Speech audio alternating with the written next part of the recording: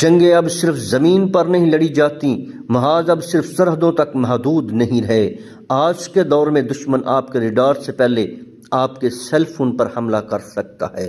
Army chief general Syed Asim Munir کا حالیہ پیغام واضح ہے، پاکستان کا دفاع اب ایک نئے دور میں داخل ہو چکا ہے، ایک ایسا دور جہاں ہم زمین، فضا اور سمندر کے ساتھ ساتھ خلا اور سائبر سپیس میں بھی آئینی حصار بنا سکے ہیں۔ ملٹی ڈومین آپریشنز یا دشمن پر پانچوں اطراف سے ایک ساتھ وار، یہ صرف ہتھیاروں کا ملاپ نہیں بلکہ عقل اور ٹیکنالوجی کا وہ سنگم ہے یا دشمن کو سنبھلنے کا ایک سیکنڈ بھی نہیں ملتا۔ تصور کریں، دشمن کا ٹینک حرکت کرتا ہے لیکن اسے نشانہ بنانے والا ڈرون فضا سے نہیں بلکہ خلا میں موجودہ سیٹلائٹ سے گائیڈ ہو رہا ہے، اور اسی لمحے دشمن کا کمانڈ سینٹر ایک سائبر حملے کے ذریعے اندھا کر دیا جاتا ہے۔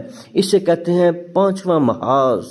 پاکستان نے اس پانچویں محاذ کی تیاری مکمل کر لی ہے۔ ہماری فتح سیریز کے میزائل صرف زمین پر مار نہیں کرتے بلکہ یہ اسمارٹ گائیڈنس سسٹم سے لیس ہیں جو دشمن کے دفاعی ڈھانچے کو پلک جھپکنے میں ڈھیر کر سکتے ہیں۔ لیکن یاد رہے، یہ جنگ صرف وردی والوں کی نہیں، اسے 5D ڈیفنس میں ہمارا سب سے بڑا ہتھیار پاکستان کا نوجوان ہے۔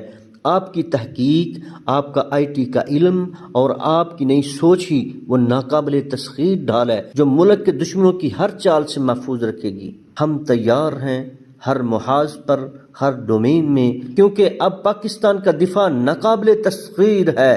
اگلی قسط میں ہم بات کریں گے سمندر کی گہرائیوں میں چھپے اس شکاری کی جس کا نام سن کر دشمن کی بحری بیڑے لرز اٹھتے ہیں، یعنی ہنگور کلاس آف دوز۔